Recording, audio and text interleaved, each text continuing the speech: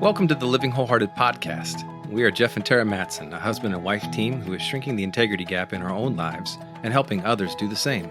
I'm a leadership and organizational development coach, and Terra is a licensed marriage and family therapist. We believe that if you have a following, you are a leader, and how you lead matters. Whether you are leading in the home, work, or community, we are bringing you biblical, clinical, and relational wisdom to help you in every relationship that matters most to you. None of us do this perfectly, but we are leaning into the reality of our humanity and profound wisdom of grace.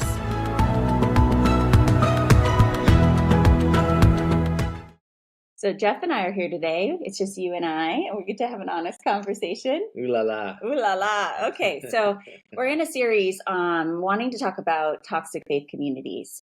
Jeff and I do a lot of training and equipping on spiritual abuse and helping people heal from church wounds. It's just a common conversation with the leaders that we're working with, both in marriages, families, workplaces, churches, right? It's all over the place. Yeah. So it's a common conversation. We're also training and equipping counselors and pastors and CEOs and just trying to create cultures that are healthier. This is just part of what we do at Living Wholehearted, but it's a significant part because we do have a love for the church and there are spiritual communities. We work with a lot of people that don't share our faith, organizationally speaking, which is awesome too. But this aspect right here is kind of a special hot point for us to try to help people who've been injured by overly religious and spiritually abusive communities. Yeah. In our offices, we've had so many that have had to be silent or have been kept silent because of the abuses. We worked with clients from systems like Mars Hill. Many of you know about the Rise and Fall of Mars Hill podcast. We're up in the Northwest, so we've seen a lot of clients that have gone through systems similar to that and have actually participated in that church system. And it's just common. It's more common, and it breaks our heart. So today, the specific topic we want to talk about is how in healthy systems, your needs matter. And in unhealthy systems, needs don't matter. I mean, at the core of abuse, certain people's needs don't matter in unhealthy systems. Okay. Certain people in those systems, their needs are the only thing that matters. You're meaning like the narcissistic or the one that we all try to please, the leader, right? Okay, that's fair. Yeah. And just the other day, not too long ago, we were doing an interview with Allie Worthington. You can go listen to that episode. I think it's 181. But I stopped you in the middle. You were talking about how women, I think Allie said, women can start by asking for their needs. And you were like, yeah, talking about how easy that is for relationships when we speak up. And then I interrupted and said, hey, it's really hard for us women to ask for needs. And that video clip went really far and provided quite a conversation, actually, between men and women. Men who were like, yes, speak up, please. And women who were like, it's really hard for me to be courageous to ask for what I need. I also imagine there's men that have a hard time asking for what they need as well. Yeah. So we don't want to dismiss that. And there are women who grew up in healthier systems who are taught that their needs matter. They can speak up. So we're not overgeneralizing, but we really want to talk about healthy versus unhealthy, especially when it comes to followers of Jesus. Exactly. No, it makes a lot of sense. I mean, communication is just one of those classic things that breaks down between men and women and the genders in marriage, in friendship, in colleague relationships, if you will, work relationships. It just is always there. We're never going to be hurting for opportunities to work and come alongside others to help in that way. We're also trying to practice the things that we know that really work in our own relationships across the board, at home, at work, community, and needs matter. They matter. And learning to see people, hearing people and what they need, valuing them. I was just talking with one of our colleagues the other day. He's been a seasoned business leader for decades. And he was just sharing about his journey of trying to grow and to be a better listener. And in the corporate world, in so many cases, he was so used to being the one that was teaching and doing all the talking. And it's a kind of a whole, that's not relatively a new frontier. He's been at this for a little while now. Discovering the joy of seeing and drawing out, and actually he was saying the struggle of not thinking about what I'm going to say as somebody's speaking, and I've asked them a good question, but actually really engaging and listening to them and discerning what their real need is. Not just to sell a product, not just to sell a service, not to look the right part or what have you, but actually to see people and engage with them and meet them with where they are and what their needs are. It's just been a profound thing for him more recently in his long journey of leadership. I love it. Okay, let's define needs, because the common question I get specifically, I'm thinking about this, president of a company, we're in marriage, coaching, we're working through baseline work. They've been married 30 plus years, a lot of unhealthy habits. Both grew up in Christian culture, love Jesus, passionate about Jesus. But his question simply was like, do my needs really matter as a follower of Jesus? Like, am I supposed to have needs? I don't even know what those needs are, but I'm still wondering if I'm supposed to have needs. There's this undercurrent kind of myth, I'm going to say, that when you follow Jesus, all of a sudden, all your needs are met by Jesus. Only. Yeah. And not only that, but if you have any needs, you must not be trusting him or going to him or praying to him or reading your Bible enough. Faithful enough. Yeah. And oftentimes church leaders, in the goodness of their heart, that's where they go right away, is how's your quiet time? And, how you doing with Jesus, which actually is a true question. It should be asked, right? Because if we're not spending time with the Lord and leaning in there, then some of our needs aren't going to be able to be met as human beings. Yeah, he said, remain in me and I in you. Apart from me, you can do nothing. So there's that. And it's a good starting place, and that right? is true. But it's also, there's also scriptures that talk about dying to self. And that gets really wonky, if you will, is your word. When we start thinking, that means all my needs and the things I want that are connected to actual need, I need to die to it and place everybody else's before me. That's where things start getting unhealthy. And unhealthy systems perpetuating that gets real wonky. Well, and I want to go back to my core thing that I was trying to say earlier, is that at the core of abusive, unhealthy systems, that person that is all about their needs dismisses everybody else's needs. That's right. What you think, what you feel, what you want, what you do doesn't matter. It's really about me, the leader or the narcissist or the unhealthy victim in a system. And so there's this training ground that happens in families that we grow up in. Mm-hmm. And then we're drawn to certain church systems based on the family of origin. Yeah. So if you come to the Lord later in life, or you grew up in a really chaotic home, you are hungry for a place where you're told what to do, because chaotic homes and things are simple and they're not complicated. This is the way, and it's not overbearing. You hunger for that if you come from a place of chaos. Yeah, because nobody told you which way to go. This was right, this was wrong. You had to figure it out on your own. So in boundaryless homes, we starve, we're hungry for structure. So we're drawn to church systems that start to tell us, here's what you think, here's what you do, here's what a woman looks like, here's what a man looks like, here's what a marriage looks like. So you can see the pendulum swing starting to build. And when you think about it in child development wise, spiritual formation, talk a little bit about, like, when you think about what kids need when they're little, they need more structure. But when we grow spiritually and mature, we have to kind of start letting them go. Yeah. How does that relate to needs? And well, if you talk about actual human development and you put alongside that faith development and spiritual formation, they kind of go hand in hand, and that's what you're asking here. And so, yes, children, when they're young, both actually in physical bodies, but also spiritually young, no matter where you are, if you're a new believer, the Bible talks about milk. Paul, the person, the apostle who wrote most of the New Testament, talks about the significance of needing milk at that time, right? And then he talks later about being more mature, learning to feed on solid foods, just like we do in human life. Yeah. And the idea is that we are growing, and we can't just be drinking milk, throughout our maturity space, otherwise we're not maturing. And it has milk, of course, mother's milk, and when we're babies, has incredible nutrients that God gave us that is so significant to that time, but you shouldn't be drinking that much past that time. There's some arguments about that. That's where things can get a little wonky too. It can get wonky. And so I'm going to stretch that analogy out even further.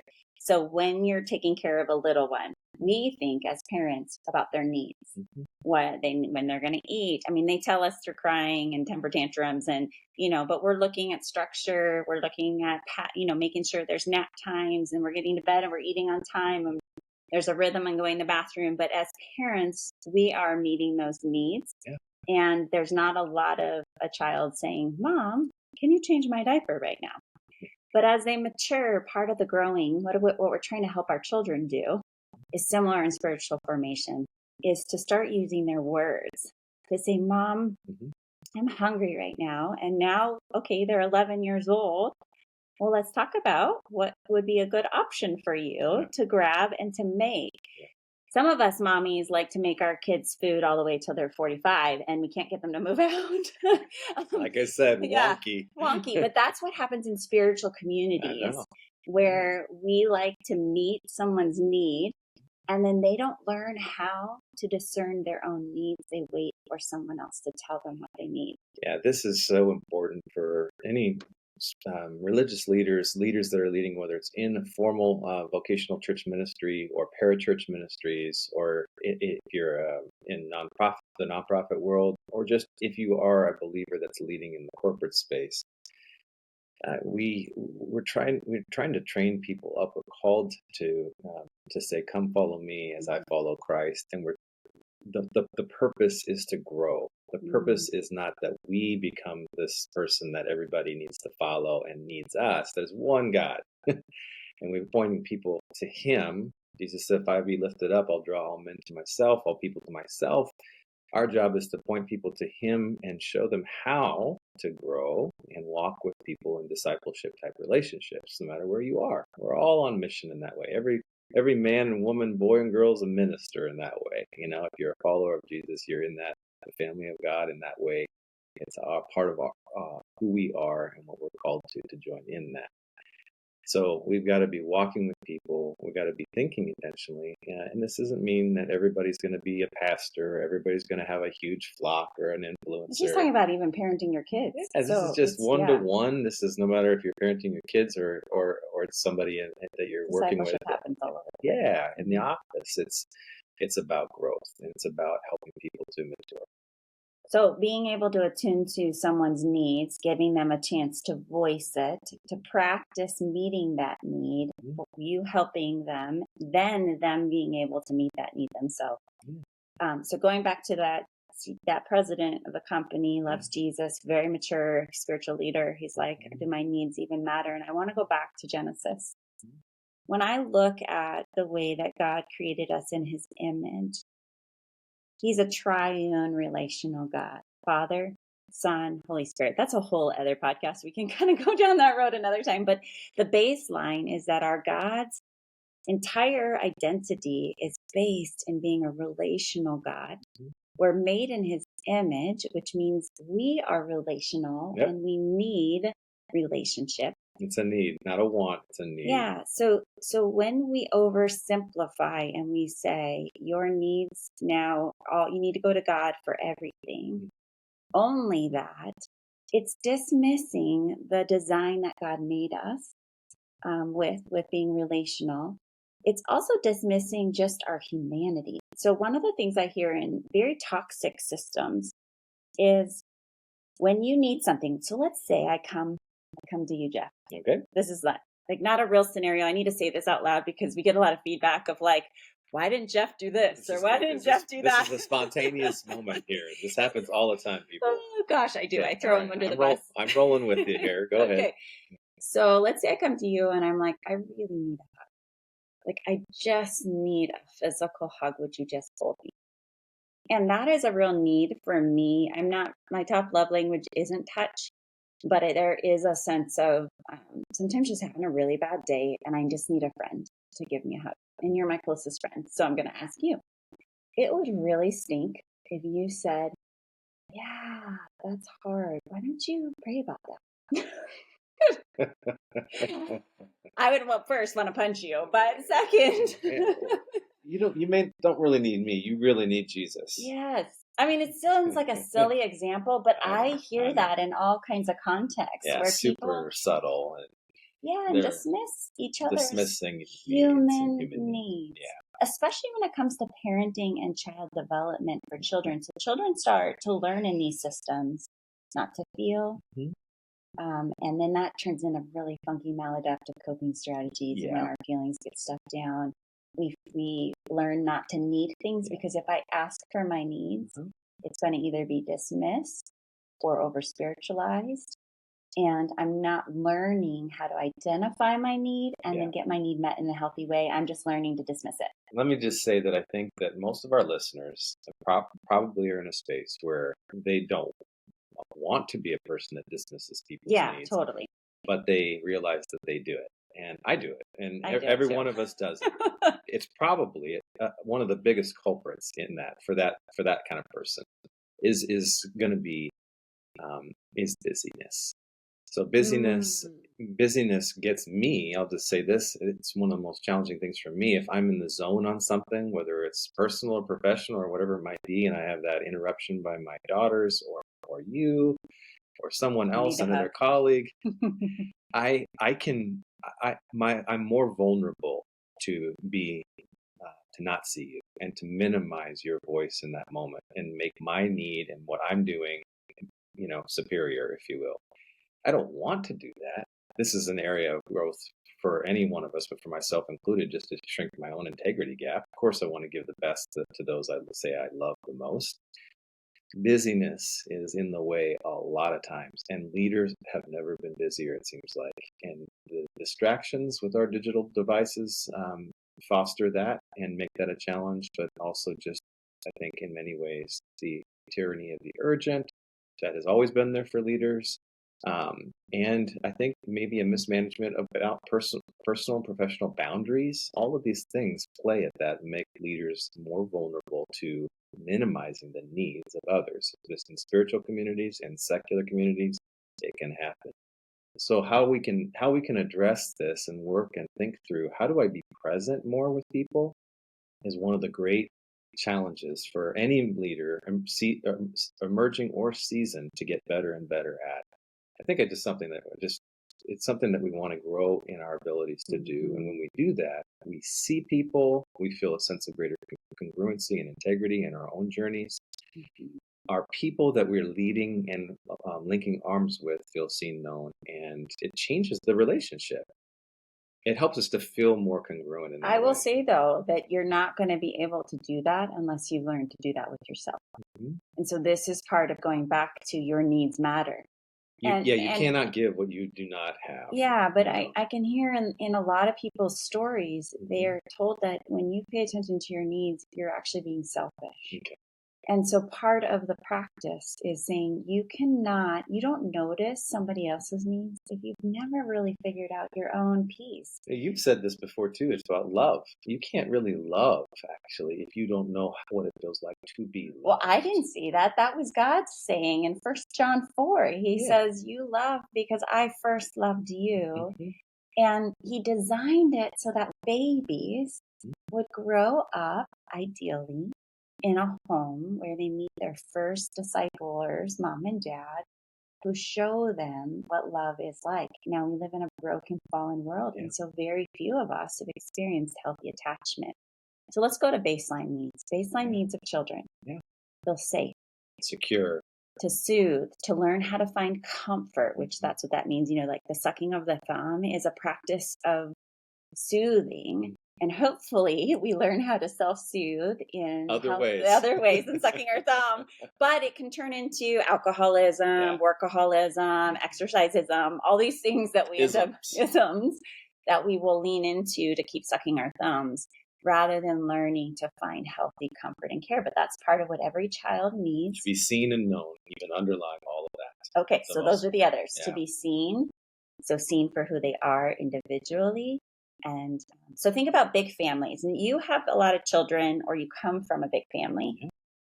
Know that this is not a shame statement. It's just an information statement. But as parents caring for a larger flock, or pastors who have a larger flock, it gets harder and harder. It's a numbers thing. To really be able to go in and know each person individually and to love them as much as they actually need.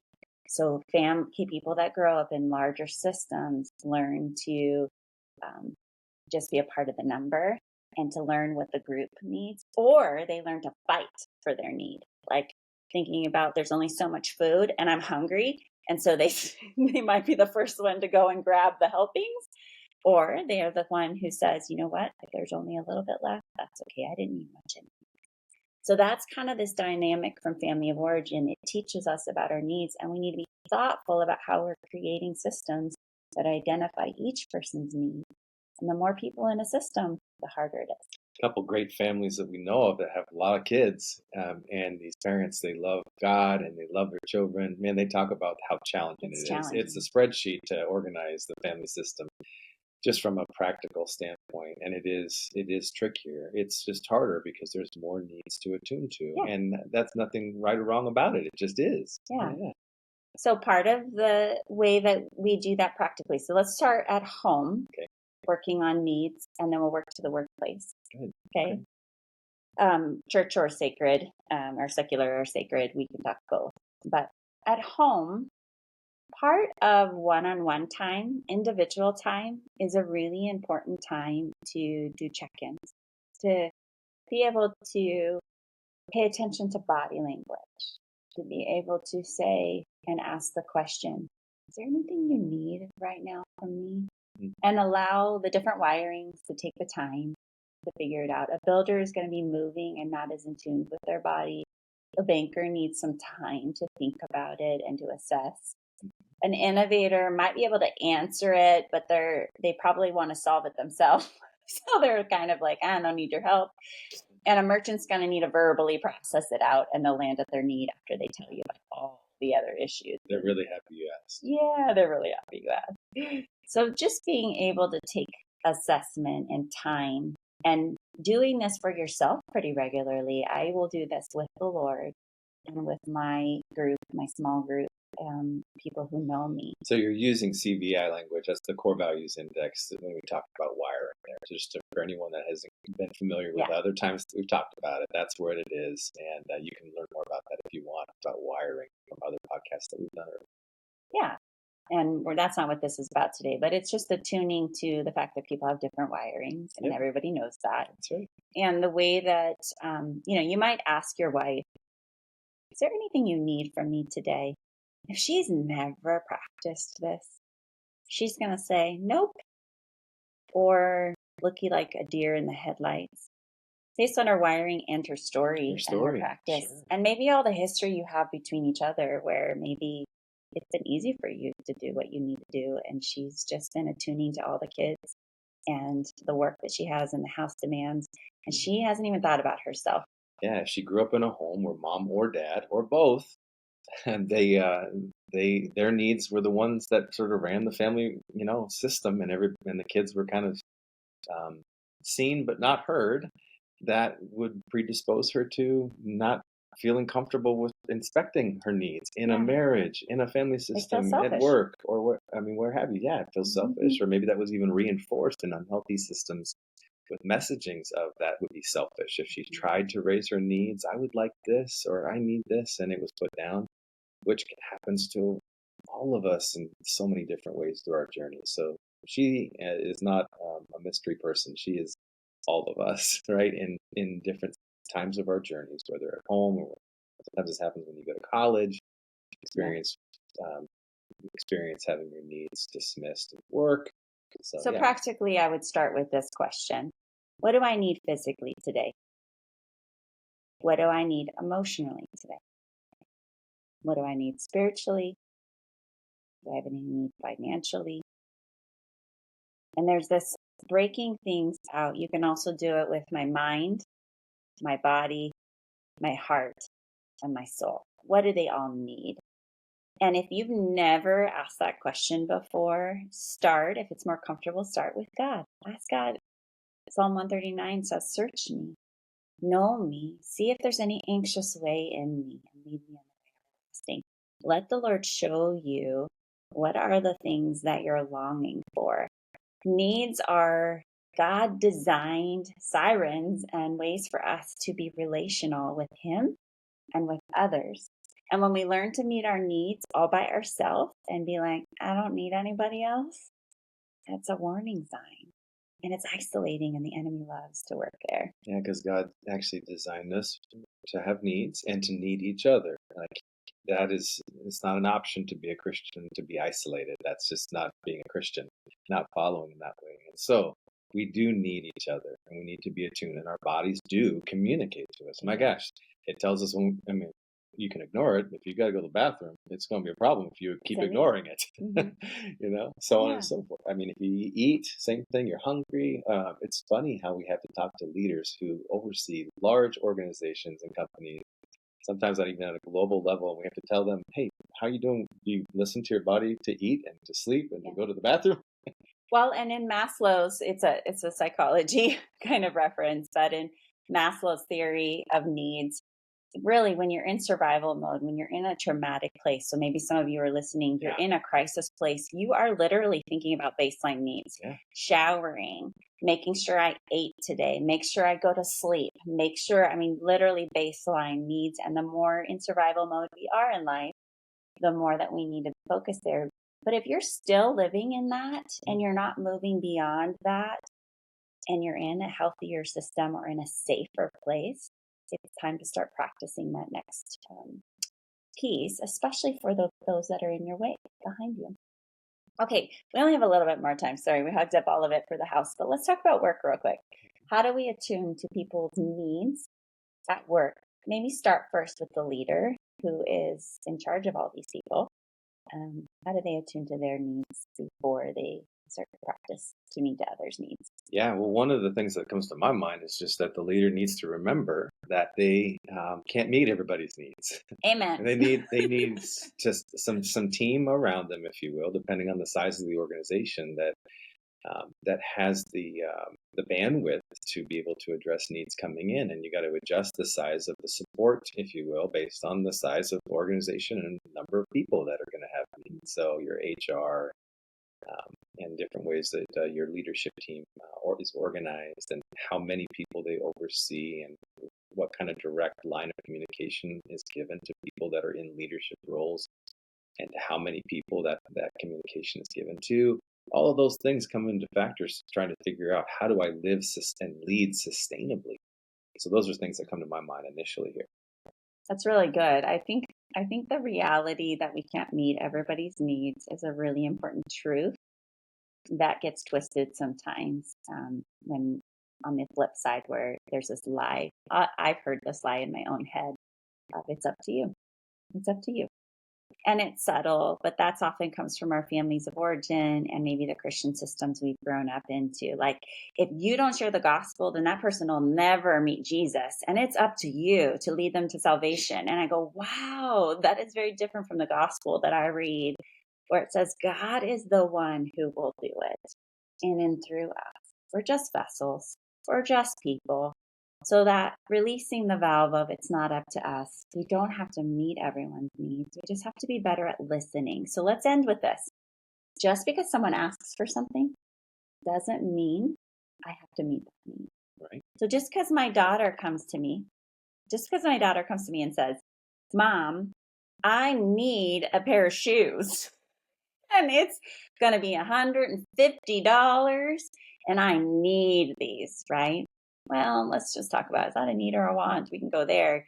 But at the end of the day, I don't have to meet that need. Or maybe it's simple. Mom, I need to stay home from school tomorrow. I really need a mental health day. We can talk about what she really needs and maybe try to meet that need in a different way than actually keeping her home from school. But there's this idea that not every need that's expressed has to be met, but it does need to be listened to. It needs to be maybe cared for, and maybe figure out what ways can you meet that need, even if I can't do it for you. I think for my part, in summary, at work, when we're thinking about the leaders at work and meeting needs and how you can attune to, first of all, understanding that your needs are important, but other people around you have needs as well. You can't meet all of them, but I would just say also just cultures and organizations that are striving to put practical resources in front of their people are recognizing in this season and this time more than almost ever than I can remember, their number of mental health needs is on the rise. It's just huge. everywhere. And your people at work have kids that are struggling in many cases with their own mental health and challenges. And we are getting these reports behind the closed doors of the clinical side of what we do, but also in the executive coaching side. So learning to attune to their needs, hearing their needs, being present with them, using active listening to mirror, validate, and empathize with needs that are expressed, looking to actually provide practical resource to attune to those needs, like providing mental health days, or actually coming alongside a number of organizations that are organizational clients of ours, actually have helped cover some of costs for clinical work where that's needed. That shows and communicates real care to people that have actually changed real lives. They didn't have to do that.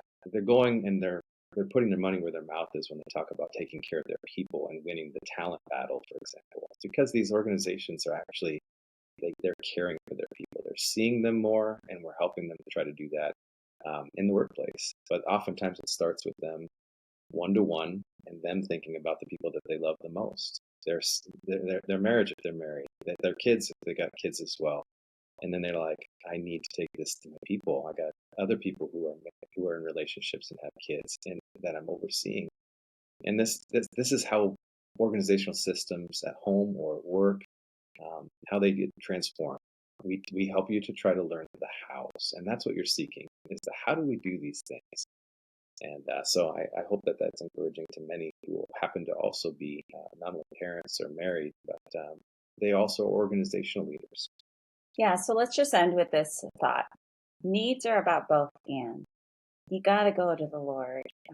Ultimately, people disappoint. Our systems disappoint. And as human beings, we're flawed. We can't meet all our needs at this side of heaven. That's the hope of our faith and following of Jesus, that this isn't the end of the story. And yet, it's a noble pursuit. There's a wholehearted way of coming before God and saying, how's my mind? How's my heart? How's my body? How's my soul? And not compartmentalizing and saying one is more spiritually mature or more needs to be honored and the other one's dismissed. We want to model this in our homes, so when we're tired, are we actually taking a nap or sleeping more? And that would be a baseline need. If we're hungry, are we stopping, like you were saying earlier, and actually feeding ourselves good food? Or are we just flying by and trying to just fill ourselves with something so we can coast and cope? If we're longing for that intimacy with the Lord and we just haven't made the time, it's time. Start with small increments, 5 minutes, 10 minutes, move it to 30. We intentionally, I'll speak for myself, I intentionally take every morning to have some time with God to identify some of my needs. I have a lot of needs. I'm not needy. I know I'm not needy, but I'm an intense person. So I've got a lot of things and I'm really in tune with my needs. So I'm asking the Lord, what are the things that only you can take care of, Lord, that I have to trust you with?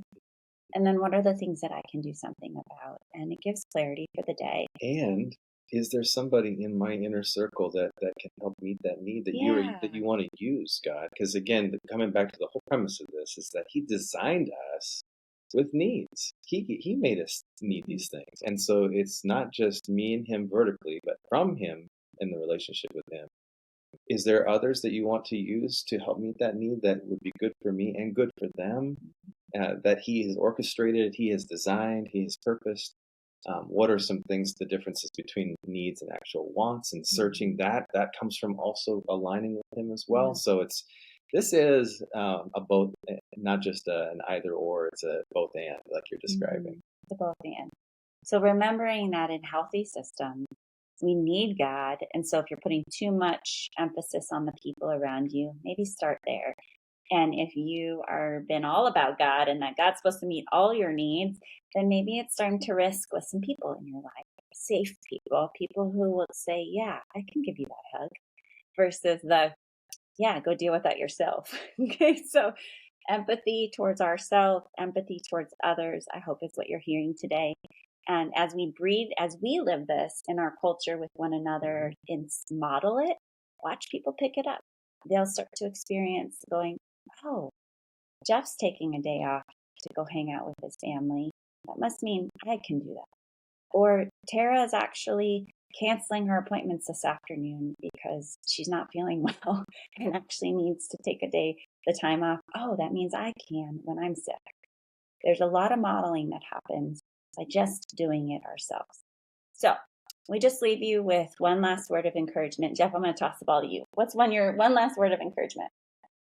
Well, we hope that you're committed. From even hearing this podcast, it's encouraging you to stay committed to your own development as a leader. And one aspect of that is to learn more to attune to real needs. Be in a space so that you can actually see the needs of others and where God might lead you to step in and be a part of leading and meeting that need in certain situations, and being very open to the fact that He may direct you to have someone else to do that, or and to follow His example. Jesus set the example in many cases. Needs were all around him. Sometimes He just left to go and be with the Father. Other times He was right there and meeting every need that was around Him as they came. And so we got to stay connected to God, let Him guide and direct it. And I hope that encourages you today to continue to grow in your leadership. Well, did you know that we're not just podcasters? One of the best ways to connect with Terra and I and our whole team at Living Wholehearted is our website, livingwholehearted.com. There you're going to find the books that we've written, our e-courses, executive coaching, organizational development, and professional counseling services. And then one of our favorite things that we're up to these days, our wholehearted leadership cohorts, where we take groups of leaders for 1 to 2 year journeys together. It's amazing. While you're there, for fresh content, make sure that you sign up for our e-newsletter. That's where we're putting out stuff every month that you want to keep close with. So visit livingwholehearted.com. You can also join us on socials at living_wholehearted on Instagram, and we are Living Wholehearted on Facebook. You can also follow me at Terra Mattson on Instagram. We love to engage with you personally there, so make sure you reach out. Leave us a review if you're enjoying this podcast. And if you're a mom of a daughter, check out our nonprofit, Courageous Girls, at mycourageousgirls.com, where you're going to learn about biblical, clinical, and relational wisdom, where it's helping you walk with your daughter at every stage of her growing years, helping her to be courageous and confident in a day such as this. Hey, thank you for caring about being the kind of person and leader that lives with integrity.